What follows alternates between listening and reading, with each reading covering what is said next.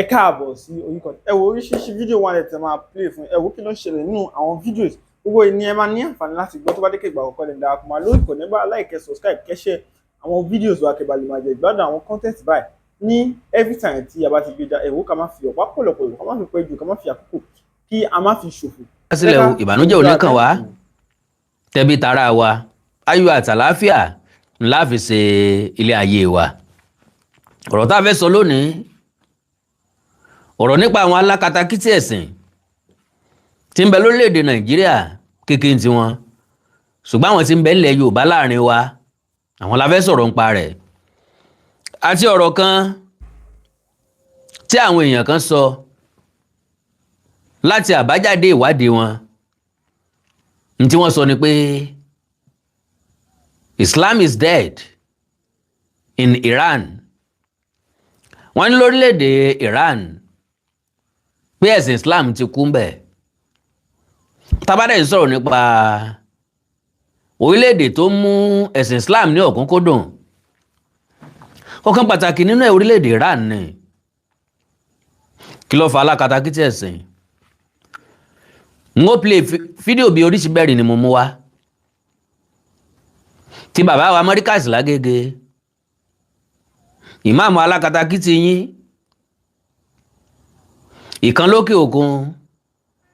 Ó dà ń gbé méjì láti Mọ́ríkàsì. Bàbá Mọ́ríkàsì ní à ń sọ̀rọ̀ nípa ìlú tí ẹ̀sìn Islam ti gbilẹ̀. Pé látọjọ́ tí wọ́n ti ń jà. Tíjà Israel àti Iran ti bẹ̀rẹ̀ láti 1940 something. Ọjọ́ wo ni Saudi Arabia ran Iran lọ́wọ́ ṣùgbọ́n lọ́dọọdún ó níye tí Saudi Arabia máa ń san fún Israel tí wọ́n fi ń support wọn pé àdó olóró mélòó ìbọn mélòó ni Saudi Arabia ti rà fún orílẹ̀-èdè Iran àti àwọn ìlú kan tí wọ́n ń pè nílùú ẹlẹ́sìn Islam tán ń pè nílùú Islam. Mo wá wò pé ẹ̀yin lẹ̀ ń gbéra yín sórí àga tí ò léso ẹ̀yin lẹ̀ ń tanra yín. Pásítọ̀ tí ò lè dá sọ́ra ẹ̀ pásítọ̀ tí ò lè fọlọ́run sọ́ra ẹ̀ tí ń gba security oníkọ́ lẹ́ńblẹ̀mù sẹ́yìn mọ́tò pé yóò protect ẹ I am safe this year ìwọ́n náà dẹ̀ lẹ́síwájú àtẹ̀yìn mọ́tò ẹ ọkàn ẹ̀ sì balẹ̀ pé o ti safe lọ́dún yìí mọ́ wàwàkuwà o mọ́ sáré àsápajúdé o yẹ gbogbo ẹ̀yà ara mọ́tò ẹ wò kó tó kú òǹlé o ṣé táyà rẹ wà nípò tó dáa sí ò lè fọ́ lójijì sọ yẹ bírèkì ẹ wò emblem kankan ò ní dá ọ dúró so gbogbo àwọn nǹkan wọ̀nyí ní pé wá ṣàkíyèsí mi wá ń béèrè wípé ṣé kò sí gómìnà nípínlẹ̀ Ọ̀yọ́ ni ṣé kò sáàrẹ lórí ipò lórílẹ̀‐èdè Nàìjíríà débi tí ìmáàmù kan tí ó sì máa ṣe bí ẹni fẹ́ dà lóru tá sì máa wòran ìkànnì wo ń jò ní ńlọ́ńlọ́ń káwọn ọlọ́pàá ti ẹ̀sìn ti ẹjọ́ asọ̀rọ̀ ṣàkàṣàkà agbóyàn ṣàkàṣàkà lórúkọ ẹ̀sìn kọlọ títí ni ọba wọn dá tí mo ní mo fún lọ́dún kan pé yóò jò tán bí àbẹ́là lórí social media ǹjẹ́ gbúrò wọn mọ́ lórí social media wọ́n ti parẹ́ bí iṣó wọ́n wọlé bí ẹ̀kan òjò wọ́n parẹ́ bí òṣùmàrè wọ́n fẹ́ lọ bí kùrukùru wọ́n lọ̀rá mọ́lẹ̀ àgbúrò wọn mọ́ gbogbo fúlẹ́ńgé wọn lórí social media ó parẹ́ pátápátá ntí mo sọ́ngbà náà tẹ́ ẹ̀ bá gbàgbé mo ní irú kábíyèsí bẹ́ẹ̀ wọn ò ní pẹ́ sọra wọn dalábùkù torí social media kò sẹ́ni tí mú yẹn sí kọ́mẹ́ǹtì ibi táwọn èèyàn bá ti ń kọ́mẹ́ǹtì ọba amúgbó ọba akẹ́nẹ́ kan aláìlójútì aláìnítìjú sẹ́ẹ̀fọ́ ọlọ́pàá mú ẹ ń bẹ̀ ni tòrọ ọmọ tó kú lọ́fà yẹ ìfádíkàlẹ̀ ẹ̀pọ̀n ẹ̀ ń kó rẹ̀ wá sórí social media lóníkáráyọ́ wá wò dí òun kò sáṣìírí lórí social media níbi tọ́mọ kékeré ti yẹ̀yẹ́ àgbàlagbà ẹni tó tó bàbá rẹ̀ bí ńgbà tí ò sí rí DP kò wó DP kó tó fèsì ọ̀rọ̀ kò wọ́jọ́ orí ẹni tí ń sọ̀rọ̀ kó tó fèsì ọ̀rọ̀ níbi tẹ́ni ní ńlá títí dẹni bíntín lójú ọmọ adarí ọ̀run lẹ́nu gbogbo wa. So bọ́ bá ti wá rí bẹ́ẹ̀ ẹ ń bá wà nípò ọlá tọ́lọ́ ń tò ní tòótọ́ la ẹ ń wà nípò aṣíwájú tọ́lọ́ ń tò ní tò adarí irú èèyàn bẹ́ẹ̀ ń máa ń fẹ̀sọ́ sí ilé ayé. A sọ̀rọ̀ lónìí lórí ẹ̀sìn ọ̀rọ̀ ńlá sì ni ọ̀pọ̀lọpọ̀ èèyàn kì í fẹ́ jẹ́ ká sọ̀rọ̀ lórí ẹ̀sìn. Kí ni ohun tí ẹ̀sìn ṣe fún wa? Àkùdé wo ní bẹ́ẹ̀nbẹ́? Àkùdé wo ní bẹ́ẹ̀nbẹ́? Gbogbo àwọn nǹkan wọ̀nyí ní ká béèrè lọ́wọ́ ara wa. Orílẹ̀-èdè Israel wọ́n bá Hamas jà, wọn ò dúró de Ọlọ́run o, wọn ò gbàdúà,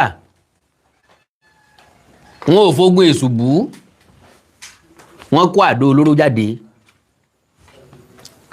Wọ́n lo ẹsẹ̀ inú Bíbélì tó ní Olúwa gbógun ti àwọn tí ń gbógun ti mi, fìjà fún àwọn tí ń bá mi jà, di ọ̀kọ̀ àti asà mú, dìde fún ìrànlọ́wọ́ mi. So gbogbo ẹ̀yin tẹ́ ń wọlé ẹ bá mi share program yẹn torí Ọlọ́run, ẹ bá mi pín kábàárà wa sọ eléyìí tí jẹ́ òdodo ọ̀rọ̀, òótọ́ ọ̀rọ̀ pọ́nbélé tọ́já pé kíkorò ní korò létí ọmọ adarí hurun. Òye yé mi pé àwọn èèyàn kan wọn ò ní wọlé sórí ètò yìí torí táìtù tó mú wá. Wọ́n ń jọ́ọ̀jì búùkù by its cover nu. Meanwhile, ìkìlọ̀ ńlá fẹ́ fẹ́ lè ṣe, àkíyèsí ńlá la fẹ́ pera wa sí, ẹ̀kọ́ ńlá la fẹ́ kọ́ra wa lórí ètò yìí. Orílẹ̀-èdè Nàìjíríà ńlá tí gbàdúrà sílé tí ń jó pé kí náà rí o lè kú. Orílẹ̀-èdè Nàìjíríà ńlọbìnrin ti ń rọbí tá a ti ń kẹ́gbẹ́ afàdúrà jagunjọ. Ǹtọ́ yẹ ká gbé lọ sí ọsibítù, a lérò pé àdúrà lè ṣe, àdúrà dá ó sì tuni lára jèpè lọ. Ṣùgbọ́n gbogbo nǹkan lórí ìwọ̀n tún ìwọ̀n sí, ìwọ̀n ọ̀tún ní ìwọ̀n òsì. Now orílẹ̀-èdè Saudi Arabia tá a pè lórílẹ̀-èdè tó jẹ́ ti mùsùlùmí, wọn ò lè dára wọn dáàbòbò. Orílẹ̀-èdè Amẹ́ríkà ní protect wọn. Wọn ò sanwó fún Amẹ́ríkà, ipò ni wọ́n fi ń san fún wọn lọ́dọọdún pé ẹ ń dáàbòbò wẹ́ sí tẹ̀ ń dáàbòbò wa o. Lo and behold, as powerful as Saudi Arabia is, as rich as they are, ǹjẹ́ rò pé nínú ìrìn àjò wọ́n jẹ́ gbéná wojú ẹkùn Amẹ́ríkà ńjọ́ kan? Iran ju bọ́ǹbù sí wọn ò fèsì, torí pé ní tí bá ń gbélé gíláàsì kì í jùkò. Ìwọ wà lórílẹ̀-èdè Nàìjíríà, àwọn olórí burúkú kan bẹ lórílẹ̀-èdè Nàìjíríà, wọ́n pé Palestine làwọn ń sọ̀pọ́ọ̀tì, Israel làwọn ń sọ̀pọ́ọ̀tì. Àwọn olórí burúkú ẹran ọ̀bẹ gbogbo, agilintí ń gbéyàwó, aláǹgbà ń fọmọ́ fọ́kọ, labalábá níbo ń bá débẹ̀ àjò fasọyá lòun ó jò. Ẹ bèrè lọ́wọ́ olórí burúkú, ságilintí lọ́ba tán ni àbálàǹgbá? Ó ṣe jọra wọn, ó ṣe bára wọn mú. Òkú tí ì ṣe tẹ́ ní ọjọ́ tọ̀fọ̀. Ẹ̀ńtọ́ lọ rán sórílẹ̀-èdè Nàìjíríà ọ̀tọ̀, ẹ̀ńtọ́ rán sí Saudi Arabia ọ̀tọ̀, ẹ̀ńtọ́ rán sí Amẹ́ríkà ọ̀tọ̀, ẹ̀ńtọ́ rán sí Iran ọ̀tọ̀. Iran ọ̀nà sọ pé 70% of them ni wọ́n ti ń fi ẹ̀sìn Islam lẹ̀. Wèrè kan sì wà ní Ìwó olórí burúkú kò jókòó gbókò gbómọ̀ṣọ́ aláìníláárí kan ó wà lérúwà yóò máa sọ pé ó ń kéde àtìlẹ́yìn fún Iran torí pé mùsùlùmí ni wọ́n àwọn èèyàn mi ń ṣègbé torí wọn ò lóye wọn sì nímọ̀ well ẹ má jẹ́ ń lo ọ̀pá tó gùn ká fi pa ejò torí tá a bá ní ká dání ejò bó ṣe gùn tó á súnlé o á sọ̀nà o n ò fẹ́ gbà kókó yín rárá ẹ̀já kó jọgbọ́n tárákùnrin yìí sọ ká tó padà lọ gbọ́ àwọn nǹkan mẹ́rin ká tó tún padà wá bẹ̀. So today the Iranian people don't go to mosque anymore. They go to Today Iranian people don't go to mosque anymore. the resting place of King Cyrus. They go to resting place of King Cyrus. Àwọn èèyàn Iran wọ́n ti kó lórí ẹ̀sìn Islam, wọ́n ti padà sí ìṣẹ̀ṣe wọn, wọ́n ti padà sí àṣà wọn. Ẹ̀sìn Islam, ẹ̀sìn Christianity ni wọ́n fi dọ́gbọ́n gba ìṣẹ̀ṣe, náà fi gba àṣà tiwa kó lọ́wọ́ wa. Ọ̀tọ̀ sí lásán, ọ̀tọ̀ lẹ́sìn. Ìrúbọ ńlẹ̀sìn. À ń bọ̀ Ògún, à ń bọ̀ Fá, à ń bọ̀ nǹkan kan, ẹ̀sìn nìyẹn. Kì í ṣàṣà. Ìbọ̀wọ̀ fágbà àṣà ni ẹ jẹ́ kọ́ ọmọ yín bọ̀wọ̀ fágbà mọ́ torí ẹ̀sìn Islam. Ẹlẹ́nbá ti kéwú kò gbọ́dọ̀ dọ̀bálẹ̀ mọ́. Obìnrin tó bá ti kéwú gbọ́dọ̀ kúnlẹ̀ mọ́, àwọn gbọ́dọ̀ forúnkó kúnlẹ̀ kan, àwọn gbọ́dọ̀ tẹríba fẹ́ni kankan mọ́ torí wọ́n ti ju òbí wọn lọ torí pé wọ́n kéwú. Ìlú tẹ́ ń pè nílùú Islam lélẹ́yìí. They don't go to mosque anymore. Ó ti gbọ́ nǹkan kan. His palace, where he's buried, because they are identifying with their national heritage and history. Because they are identifying with their national heritage and history. Àwa ti wà detached with our national heritage and history.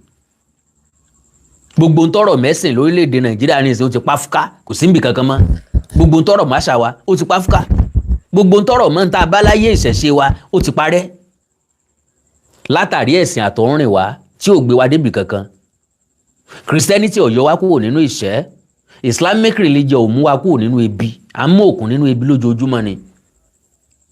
Ojoojúmọ́ lẹ́ ń gbàdúrà fáwọn olórí wa, wọ́n sì ń fìyà jẹ wá sí lójoojúmọ́ náà ni. Ẹ ń gbàdúrà fún àlàáfíà orílẹ̀-èdè Nàìjíríà, àwọn èèyàn kan ló rí àlàáfíà rẹ̀, àwa tó kù ò rí àlàáfíà rẹ̀.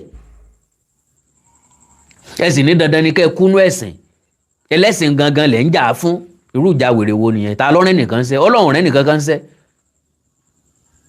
Ọlọ́run sọ pé kéèyàn kan lówó kẹ́nìkan mọ̀ ní. Ọlọ́run pé kéèyàn kan ó bímọ kẹ́nìkan mọ̀ bí.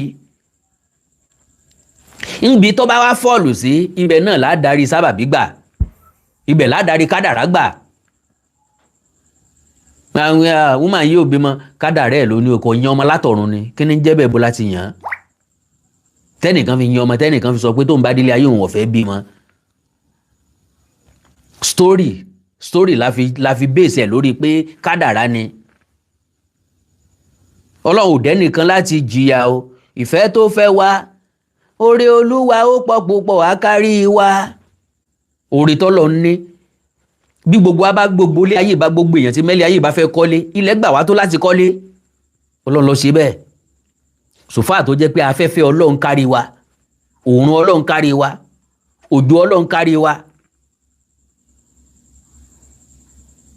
So kí wá ló dé tọ́lọ̀ máa fẹ́ràn àwọn èèyàn kan tó máa kórìíra àwọn èèyàn kan? Bó lè èèyàn mẹ́wàá ó sì wà ní chọ́ọ̀chì tí ó dá fẹ́ èèyàn méjì tí ò ní dá fẹ́ èèyàn mẹ́jọ. Irú ìjọ wo nu? Àlìmọ́njèrè lẹ̀ ń build, ẹ máa build wọn jọ. Ẹ gbọ́rọ̀ gidi jàre. Rather than Islam. So Islam is dead. Mosques are empty. Islam is dead. Mosques are empty. Ìyẹn ní Iran. Máa wo iye mosque tó wà ní Iran tí ò séèyàn ń bẹ̀ mọ́, táwọn èèyàn jọ́sìn bẹ̀ mọ́.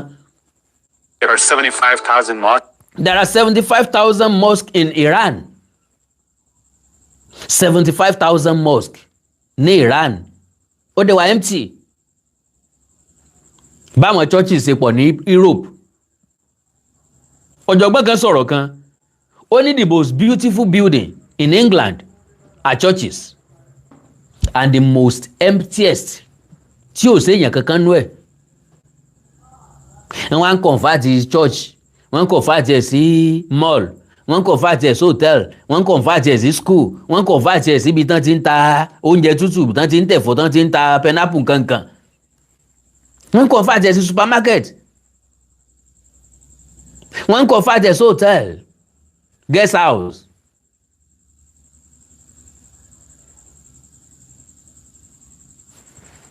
In Iran, 50,000 are closed because of no attendance. And I can't. Out of 75,000 mosques, 50,000 are closed because of no attendance. And I can tell you 80%, no, 90% of Iranians. 90% of the Iranians, they hate Islam now because Islam. They hate Islam now because Islam robbed them of everything. Bó ṣe rob àwa náà ní everything.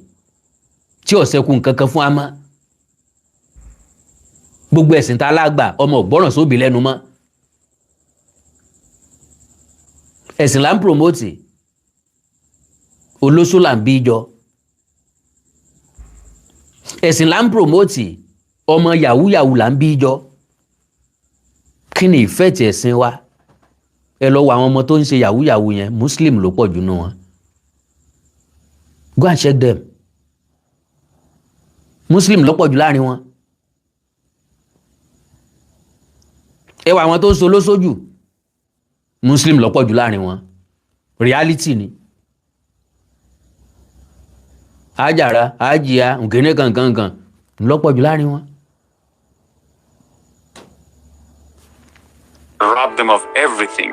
And this is a beautiful thing to watch, that Iranians tasted Islam and they rejected it. And now Iranians tasted Islam and they rejected it.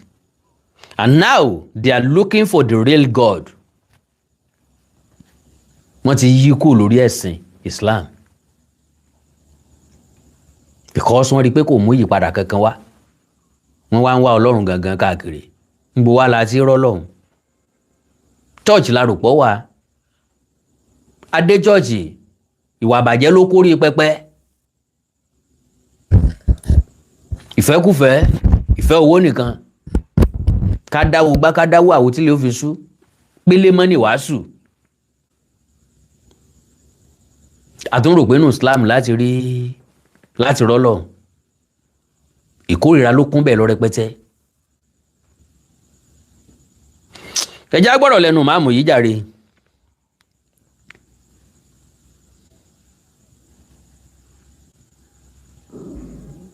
ẹ̀yẹ́ rí rà. èmi gẹ́gẹ́ bí ìmáàmù ní ìsìn táwọn ìjọba mi bá wá sunkún bá mi wípé ìyá nǹkan báyìí ń di àwọn kí n wá dìde láti béèrè fún nǹkan yẹn lọ́dọ̀ ìjọba kí ìjọba máa wá sọ fún mi pé Nàìjíríà is a secular state. So gbogbo yẹn ẹ má gbẹ̀dẹ́ bí ẹ má gbẹ̀dẹ́ bí. Kò lè sọ́là bíà. Can you imagine that? Ìmáàmù kan nínú àwọn tó wà l'Ógbómọ̀ṣọ́ nù o. Káwọn jàmá òun kan wá bá òun pé àwọn nídìí nǹkan kan kóun wá lọ bá wọn bá jọba. Kí lọ́kàn máàmù láti lọ bá gọ́fìmẹ̀ntì? No audio kẹ̀.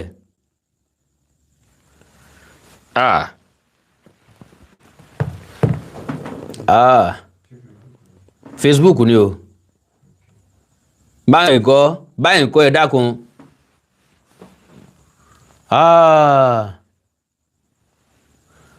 Voice, no audio. Why? Ẹ dákun ẹ bá wò bẹ́ẹ̀ yẹn. Báyìí kọ́ lórí Facebook, báyìí kọ́.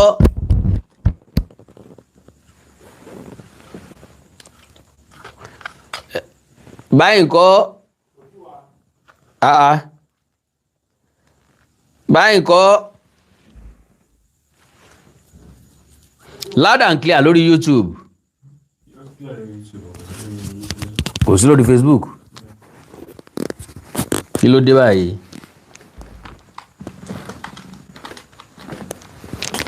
Kí ló máa ń ṣe Facebook báyìí?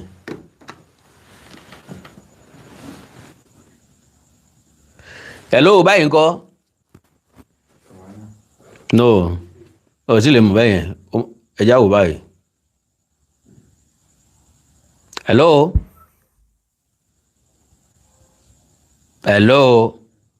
it go come oh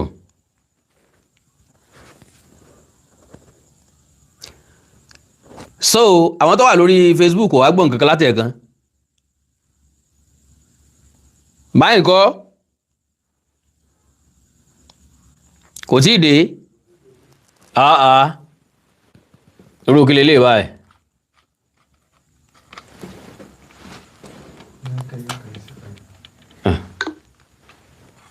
ẹjẹ́ àyọ̀ máìkì kó ń bẹ̀ òun báyìí ńkọ́ jàre ó ti máa wá báhùn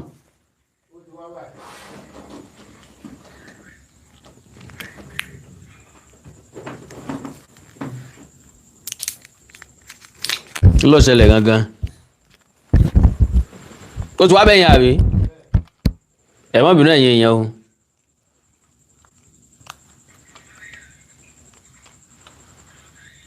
yà á tún wò báyìí báyìí ńkọ́ ó ń ti lọ àbí ó ti ṣe báyìí all right okay now so yóò jẹ́ nǹkan tí ó bá yàn lọ́kàn jẹ́ ṣẹgbọ́n tí màmú yìí sọ bí àwọn jànmọ́ ń bá wá báwọn pé àwọn níìdì nǹkan lọ́dọ̀ ìjọba kíjọba wá ó ń ti lọ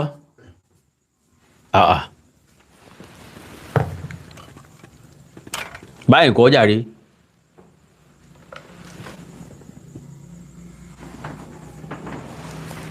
báyìí kọ́ ó ti ṣiṣẹ́ báyìí ok chájà yìí ni òṣìṣẹ́ pẹ̀lú ẹ̀ o ok so kíjọba wá sọ wípé circular state mọ́ ní Nàìjíríà ó ní kò lè rọ́gbọ́ kò lè sálàáfíà ó dẹ̀ wà lórílẹ̀‐èdè Nàìjíríà àtijọba ìpínlẹ̀ àtijọba àpapọ̀ wọ́n dẹ̀ ń wò níran irú orílẹ̀‐èdè wo la wà yìí ẹ̀yin náà tún gbọ́ ẹ gbọ́. ẹ̀yin rí i dà. èmi gẹ́gẹ́ bí ìmáàmù ní ìsìn táwọn ìjọba mi bá wá sunkún bá mi wípé ìyá nǹkan báyìí ń di àwọn kí n wá dìde láti béèrè fún nǹkan yẹn lọ́dọ̀ ìjọba kí ìjọba máa wá sọ fún mi pé Nàìjíríà ṣe secular state so gbogbo yẹn ẹ má gbẹdẹ bí kò lè sálàáfíà. Can you imagine kò lè sálàáfíà. Now in tó ń fọkàn sí ni pé Islam nìkan náà gbọ́dọ̀ pay attention sí and again gbogbo nǹkan tí Islam bá ń fẹ́ ni government gbọ́dọ̀ máa ṣe. Ó bá ẹ̀sìn kejì lára mu o kò bá ẹ̀sìn míì lára mu o ó tẹ́ wọn lọ́rùn kò tẹ́ wọn lọ́rùn o wọ́n gbọ́dọ̀ máa respond sí Islam. Ṣé Islam nìkan ló wà ní government ni ṣé Muslim nìkan ló wà ní government? Ẹkún Islam tó ń sun yìí ẹkún ẹ̀sìn tó ń sun yìí ẹkún àwọn jàmáà tó ń sun yìí kí ni problem jàmáà àti gọ́fìmẹ̀ntì àwọn gangan ní jàmáà so nìkan ló ní jàmáà ẹ ti rí i pé kọ́kọ́rọ́ orí àwọn èèyàn kan ti sọnù kì í ṣe ìfẹ́ ẹ̀sìn ní irú àwọn eléyìí ní o àkọ́kọ́ wọ́n ń wáriwo social media ẹlẹ́ẹ̀kejì wọ́n ń wá recognition àwọn alákatakítì tí wọ́n máa gbowó fún wọn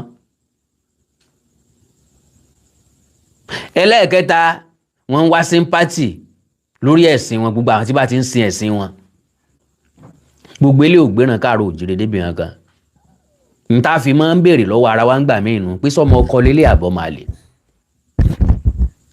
ìran àwo lélẹ̀ yìí ṣèràn gidi ni àbíràn burúkú ẹ gbọ́ wájú díẹ̀. àfíà ẹ máa gbọ́ o. àwọn jọmọ àtẹmí ò ní gbà. àwọn jọmọ tiẹ̀ ò ní gbà alákatakítì ni wọ́n ń pelé yìí ta lọ́rán jọmọ ẹ̀ ń sẹ́ ta ń dá jọmọ rẹ̀ mọ̀ àwọn jọmọ rẹ̀ ò lè kó ọ̀hún lè kọjá Ògbómọ̀ṣọ́ torí Ògbómọ̀ṣọ́ ló ti jẹ ìmáàmù méjì gan ló tún wà l'Ógbómọ̀ṣọ́ báyìí nísìn. àwọn jàmọ́ rẹ wá ní òní gbà kí ní pàtì jàmọ́ rẹ fúnjọba kí láǹfààní ìwọ àti jàmọ́ rẹ fúnjọba kí láǹfààní ìwọ àti jàmọ́ rẹ fún ìlú.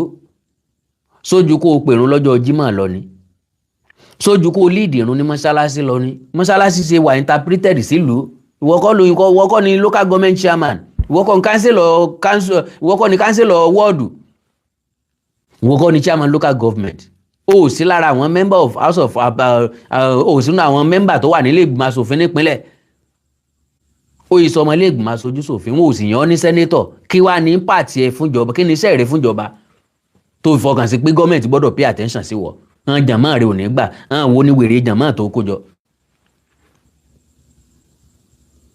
because ó ń sọ̀rọ̀ ní ìsìn ó ń dùn mọ́ lẹ́nu gọ́ọ̀mẹ̀ntì dẹ̀ ń wò ó torí pọ́ wà ní kọ̀rọ̀ kan ó ń sọ̀kò sí gbòòrò meanwhile àwọn ọ̀rọ̀ tí ń sọ yìí ó ní effect because majority àwọn èèyàn ló máa ka ọ̀rọ̀ ẹ̀kún ló máa gbọ́rọ̀ ẹ̀ gbọ́ ní ọ̀fẹ́ máa fọ̀rọ̀ ẹ̀ sí wa wò.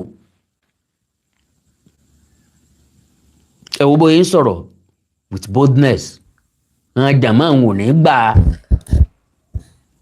ẹjọ́ parí ọ̀rọ̀ ẹ̀kẹ́ gbọ́ bí tó parí ẹ̀ sí. abẹ́nu ìjà àgbẹ̀ wa ni no ká má sọ abẹ́nu nìkan no Nigeria is a secular system tó ń bóyin lẹ́yìn náà ó dé fìlà ká má sọ mo rò pé tí ẹnì sìn gbogbo nǹkan yẹn ò ní ṣe déédéé. kí ló dé tí òfin ní ṣe déédéé kò sẹ́ńtọ̀ sọ pé kẹ́ má lo nìkọ́ọ̀b kẹ́ má lo ìjáàb pẹ̀lú ẹ̀sìn nínú ẹ̀sìn. èmi ò lè jẹ́ lecturer school tàbí dean school tàbí registrar school kí n gba ẹni tó lo nìkọ́ọ̀b wọlé láyà institution I swear to Almighty God. mi ìdẹ̀lẹ̀ dá school lẹ̀ kéèyàn kan lò jáàbù wá bẹ̀. yá ilé ìwé fún ilé ìwé ilé ẹ̀sìn fún ilé ẹ̀sìn nìkọ́ọ̀bù ìjáàbù ní nǹkan kan ṣe kò change kankan nù gbésí ayé wa àwọn tí wọ́n ń lò gan kò ní nǹkan kan ṣe nù gbésí ayé wọn àkàtàkìtì ẹ̀sìn ni wọ́n ń pè lẹ́yìn àwọn tó yẹ kí gọ́ọ̀mẹ̀ntì tó take note lélẹ́yìí ṣùgbọ́n ìjọba ò ráàyè òfin ò ṣiṣẹ́ débẹ̀ àbẹ̀rù ń ba gọ́ọ̀mẹ̀ntì bóyá ẹ̀rù ń ba Ṣèyí Mákindé kò dẹ̀ sásìkò láti lọ fún third term táàfì sọ pé ó fẹ́ wọlé ẹlẹ́ẹ̀kẹta ni.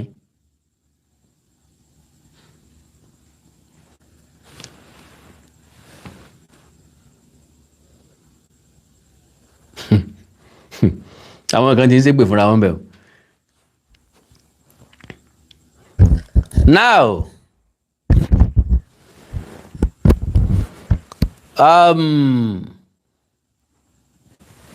mo lórúkọ kan bẹ́ẹ̀ so now ẹja gbọ́ síwájú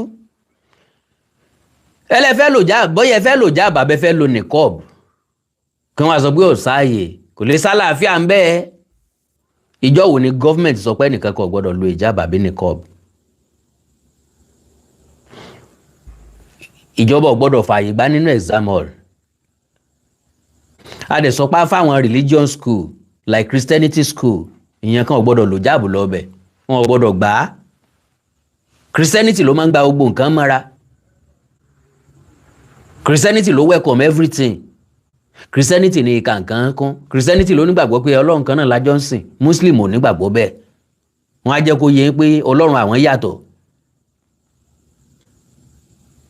so sọ̀rọ̀ wa lélẹ́ ń sọ nígboro ẹnu yìí. abẹ́ lọ kí jímọ̀ lásìkò jímọ̀ abẹ́ kí jímọ̀ lásìkò jímọ̀ ká wá sọ pé no o gbọ́dọ̀ wá supervise exam yẹn lásìkò báyìí. Can you ẹ máa gbọ́ ẹranko nínú àwọn èèyàn lásìkò tán ṣẹ̀sáàmù lọ́wọ́ kí supervisor kó wá lóun fẹ́ lọ kírun kó kó òun bí tó ti ń supervise ẹgbọ́n tí ń sọ yìí. supervise exam báwo supervise exam lásìkò jímọ̀. Can you imagine that? supervise exam báwo lásìkò jímọ̀ ọkùnrin sáàdì bí ẹni pọ́ kàwé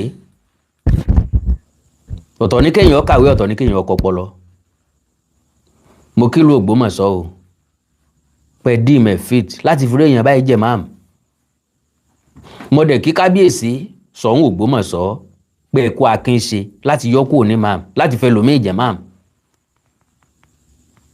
àwọn ilé ọ̀dà lóru ni wọ́n ní tún lù ṣe o. gbólóhùn nǹkan tí tún lù ṣe ò sí lẹ́nu ẹ̀. òun náà lọ sọ́njọ́ ní bẹ́ẹ̀ nìkan bá kéde bẹ́ẹ̀ nìkan bá pòun róṣù síwájú sọ́tà ń Sókótó ó yẹ Islam ní káwọn pa ni. gọ́ọ̀mẹ̀ntì orí nǹkan kan ṣe sí. ẹ gbọ́ síwájú díẹ̀. student bẹ́ẹ̀ lọ kírun ẹ wá fi exam sásìkò tó máa kí zoom. Can you imagine? Hey, student fẹ́ lọ kírun ẹ wá fi exam sásìkò tó máa kí zuru ẹ kó chùsì kan bẹ ìsílàkọ lọ kírun kọ́ mọ́sẹ̀ exam. bẹ́ẹ̀ni someone can be educated but without knowledge of course. student fẹ́ lọ kírun lásìkò exam. Let me ask you, ìmáàmù ṣé ìrun máa ń pé ẹni tí ó bá ti kírun lọ́jọ́ kan kí ni ó ṣẹlẹ̀ sí? ayé rẹ̀ ti bàjẹ́ àbí? kò ní rọrùn wọ̀, ibi ọ̀pá, kò ní lówó lọ́wọ́, kò ní rí bá ti ṣe, kò ní rọ́nà gbígbà mọ́. nínú oṣù tó lọ kọ́ la ṣe World Radio Day ni.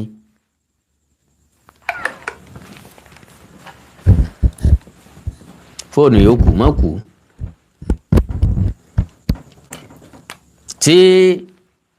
tí máìkì ò bá tún wá iṣẹ́ bẹ́ẹ̀ yẹn máa yọ́ dànù.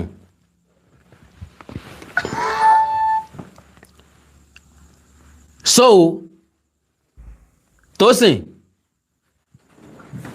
tí máìkì yóò bá iṣẹ́ padà kó jẹ́ kí n mọ̀ lórí Facebook so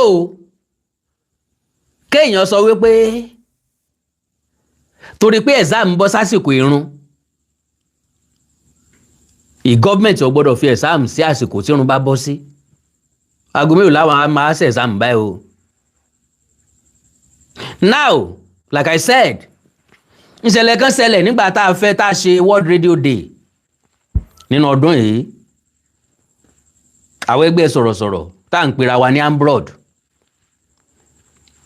bí ambrod bá ń bẹ ń bí kan máa tẹ́tí gbọ́ mi ìṣẹ̀lẹ̀ tó ṣẹlẹ̀ lọ́jọ́ náà kan má jẹ̀rú ẹ̀ ò wáyé mọ́. kí wọ́n má ṣe kí kò sọ̀rọ̀ jáde mọ́ jẹ́ ìyọ́ máìkì yẹn kúrò.